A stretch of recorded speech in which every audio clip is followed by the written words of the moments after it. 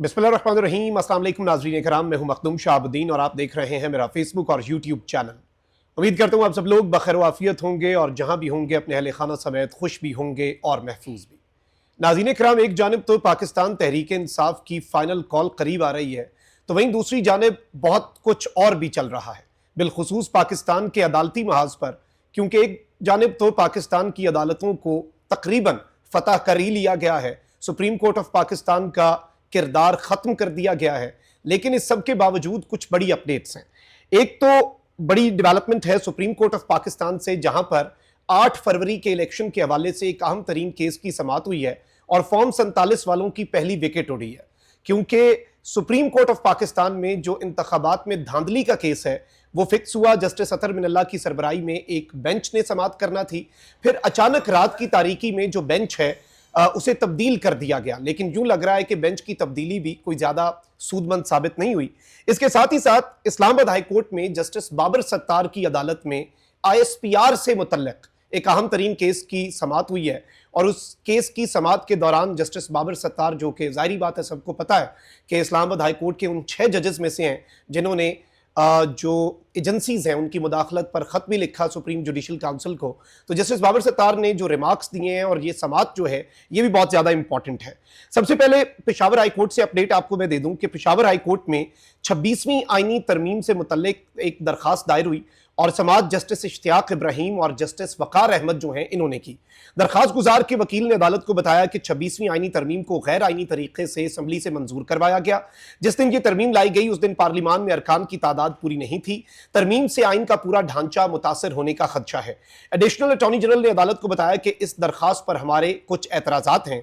Chief justice ने कहा कि आप तो इस केस में अभी तक तो हमने आपको नोटिस भी जारी नहीं किया। एडिशनल अटॉर्नी जनरल ने अदालत को बताया कि दरखास्त गुजार ने दरखास्त जमा कराने से पहले नोटिस दिया है, इसका रिकॉर्ड मौजूद है। यह दरखास्त काबिल समाअत ही नहीं, इसमें चारों सूबाई हुकूमतों को फरीक बनाया गया है। हाईकोर्ट अगर इस दरखास्त गुजार को सुनती है तो फिर चारों सूबाई हुकूमतों को नोटिस जारी करेगी। हाईकोर्ट अगर इस दरखास्त पर फैसला करती है तो फिर पूरे मुल्क के लिए यह फैसला होगा। हाईकोर्ट सिर्फ इस सूबे की हद तक ऑर्डर कर सकता है। सुप्रीम कोर्ट में आईनी बेंच बना है और उस आईनी बेंच में भी यह केस जेरे समाअत है। अब इस सब में इंपॉर्टेंट चीज यह है कि दरखास्त गुजार जो है उसने ही अपनी दरखास्त एंड पे वापस ले ली और इस वजह से इस दरखास्त को खारिज कर दिया गया। लेकिन इस वक्त 26वीं आईनी तरामीम जो हुई उनके खिलाफ दरखास्त अगर कहीं पर फिक्स्ड है तो वो आईनी बेंच में है और आईनी बेंच बना ही 26वीं आईनी तरमीम के बाद है और उसके तनाजुर में है, तो जाहिर बात है कि उसमें क्या होगा ये सबको पता है। और आईनी बेंच जिस तरह से बनाया गया, क्योंकि आईनी बेंच को ये इम्तियाज हासिल है कि सुप्रीम कोर्ट के जो जुडिशल कमीशन में 3 सीनियर मोस्ट जजेस हैं उन्होंने इस आईनी बेंच के लिए वोट नहीं दिया, इंक्लूडिंग द चीफ जस्टिस। और इस आईनी बेंच को वोट जो दिए वो हुकूमत ने दिए और एक ही जुडिशरी की तरफ से वोट था आईनी बेंच के लिए, और वो वोट जो है वो जस्टिस अमीनुद्दीन खान साहब का खुद अपने लिए था कि मैं अपने आप को वोट देता हूं। और इस तरह से ये आईनी बेंच बनाया और इस आईनी बेंच ने आते साथ जो इनिंग्स भी खेली है उसमें भी पता लग गया है कि इन्होंने अब आगे किस तरह की इनिंग्स खेलनी है। और इसके अलावा बहुत सी और भी चीजें हुई। आर्मी चीफ की एक्सटेंशन के खिलाफ दरखास्त जो है वो भी इस आईनी बेंच के सामने आई और उसे भी खारिज कर दिया गया। तो बहुत कुछ ये आईनी बेंच अभी इन द कमिंग डेज करने जा रहा है। तो कम से कम 26वीं आईनी तरमीम कलअदम होने की उम्मीद आईनी बेंच से नहीं रखी जा सकती। तो वहीं दूसरी जानिब इस्लामाबाद हाई कोर्ट से एक बहुत बड़ी अपडेट है। दिफाई तज्जियाकारों की टीवी प्रोग्राम्स में शिरकत और ISPR की इजाजत से इन दिफाई तज्जियाकारों की शिरकत जो है मशरूत करना, उसके नोटिफिकेशन के खिलाफ केस की समाअत हुई और जस्टिस बाबर सत्तार ने पैमरा के 2019 के नोटिफिकेशन के खिलाफ दायर दरखास्त पर समाअत की। पैमरा ने नोटिफिकेशन जारी करने से मुतल्लिका असल रिकॉर्ड अदालत में फाइनली पेश कर दिया है। जस्टिस बाबर सत्तार ने इस्तफसार किया कि आप ये रिकॉर्ड लेकर आए हैं, पैमरा खुद को क्यों शर्मिंदा कर रहा है। इस सब के अंदर पैमरा के वकील ने कहा कि ISPR ने पैमरा के सामने अपने तहफ्फुजात का इजहार किया था। इससे पहले वो वजह नहीं बता रहे थे कि हमने ये नोटिफिकेशन जारी क्यों किया। अब जस्टिस बाबर सत्तार ने इस्तफसार किया कि ISPR डायरेक्टिव जारी कैसे कर सकता है, ये तो अदालत को बताएं। जस्टिस बाबर सत्तार ने कहा कि ISPR की लीगल स्टैंडिंग क्या है, वो ये कर कैसे सकता है। तो इस सब के अंदर जस्टिस बाबर सत्तार ने मजीद कहा कि अथॉरिटी की जानिब से नोटिफिकेशन जारी करने की मंजूरी कहां है। तो वकील जो है पैमरा के, उन्होंने जवाब दिया कि चेयरमैन से जुबानी मंजूरी ली गई थी। और जस्टिस बाबर सत्तार ने कहा कि ऐसी क्या जल्दी थी कि चेयरमैन ने जुबानी मंजूरी दी, जरा चेयरमैन की अथॉरिटी को तो दिखाएं हमें कि उसके पास क्या इख्तियारात हैं और पैमरा के इस एक्शन का मकसद क्या था। पैमरा ने कौन सा इख्तियार इस्तेमाल करते हुए ये नोटिफिकेशन जारी किया। और इस सब के अंदर जस्टिस बाबर सत्तार ने कहा कि क्या आप वाकई चाहते हैं कि मैं इस मुतल्लिक फैसला लिखूं? आपको मौका दिया था कि जाएं और अपना मसला फिक्स करें, मेरा ऑर्डर आपको समझ नहीं आया। क्या आप वाकई चाहते हैं कि फाइनली मैं इस मामले के ऊपर अपनी वो जजमेंट दे दूं? और आईएसपीआर और पैमरा का क्या काम है कि बताए कौन प्रोग्राम में आएगा और कौन नहीं?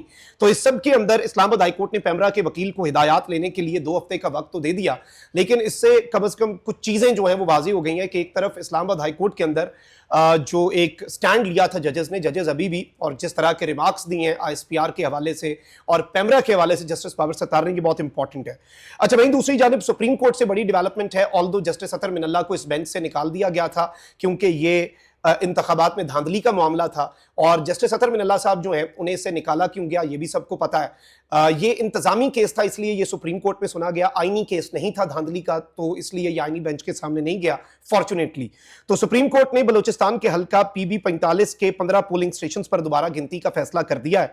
सुप्रीम कोर्ट ने अली मोहम्मद जो है उनकी ट्रिब्यूनल के फैसले के खिलाफ अपील खारिज कर दी। इलेक्शन ट्रिब्यूनल का फैसला जो है वो बरकरार रखा गया है, और इस केस में इल्जाम लगा कि फॉर्म 45 और फॉर्म 47 में तजाद है, और फॉर्म 45 और 47 का फर्क देख लें, ये कहना था जस्टिस अकील अब्बासी का। रिकॉर्ड से तजाद वाज़ेह तौर पर नजर आ रहा है। हैरानकुन तौर पर फॉर्म 45 से मुतल्लिक इल्जामात दोनों इतराफ से आए हैं, और इसमें वकील ने कहा कि माय लॉर्ड इनकी तरफ से 4 फॉर्म 45 की फोटोकॉपियां लगाई गई हैं। जस्टिस अकील अब्बासी ने कहा कि एक भी अगर फोटोकॉपी आ जाए ना फॉर्म 45 की और उसका फॉर्म 47 के साथ कोई मामला सेट ना हो रहा हो, तो वो एक कॉपी जो है वो भी काफी है। अगर आप 4 फॉर्म 45 की बात कर रहे हैं या 5 की बात कर रहे हैं तो वो मैटर नहीं करता। अब ये देखें, केस जो होता है ना सुप्रीम कोर्ट में, वो एक प्रेसिडेंस सेट हो जाता है, और ये जो अदालती फैसला है इसके बाद अब बहुत कुछ होगा, और दोबारा से जितने केसेस हैं जो स्पेशली ट्रिब्यूनल्स के खिलाफ हैं या ट्रिब्यूनल्स के किसी फैसले के खिलाफ किसी की कोई अपील है, तो वो तमाम तर चीज़ें इस वक्त सुप्रीम कोर्ट ऑफ पाकिस्तान में आने जा रही हैं, और एक चीज़ सेट हो गई है, लाइन लेंथ का हमें पता लग गया है कि इसमें होगा क्या, क्योंकि फॉर्म 45 और फॉर्म 47 यही पाकिस्तान तहरीक इंसाफ का असल मसला है, और फाइनल कॉल भी इसी हवाले से दी हुई है। और फाइनल कॉल के मुतालबात भी नए इलेक्शन के नहीं हैं।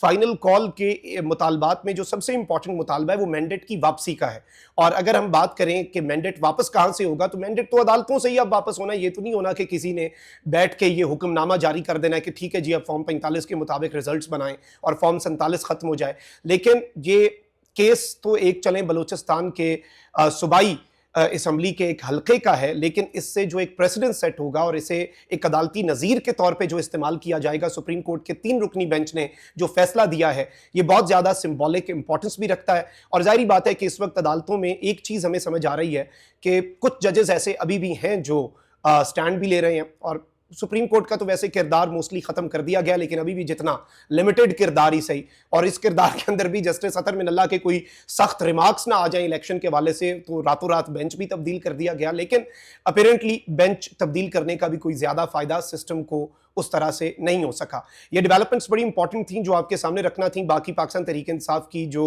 24 नवंबर की कॉल है उसके हवाले से भी कुछ अपडेट्स हैं, और गवर्नमेंट उसमें क्या कर रही है। इमरान खान साहब ने जो मुज़ाकरात हैं उनके लिए कल तक का वक्त दिया है उसके बाद, और इसके साथ उन्होंने ये भी कहा है कि तैयारियां ना रोक दें कि इधर मुज़ाकरात हो रहे हैं और पीछे अपनी तैयारियां रोक दें। तो इमरान खान साहब ने ये भी ऑर्डर जारी कर दिया हुआ है कि अपनी तैयारियां जारी रखें। निकलना तो है ही है, मुज़ाकरात कामयाब हो गए तो जश्न मनाने के लिए निकल आइएगा, लेकिन जो MNAs MPs टिकट होल्डर्स और ओहदेदारान के लिए हिदायत हैं वो अपनी जगह पर एग्जिस्ट करती हैं, और इस मुज़ाकरात का जो एक एफर्ट चल रहा है जिसके इम्कानात कम ही हैं कि PTI के मुतालबात मंजूर हो जाएं, तो अगर मुज़ाकरात कामयाब हो रहे हैं, नहीं हो रहे, या मुज़ाकरात ही हो रहे हैं, इसका ये मतलब नहीं है कि तैयारियां आपने रोक देनी है। ये इमरान खान साहब ने अभी हिदायत जारी की हैं। अपना बहुत ख्याल रखें। अल्लाह निगहबान। पाकिस्तान जिंदाबाद।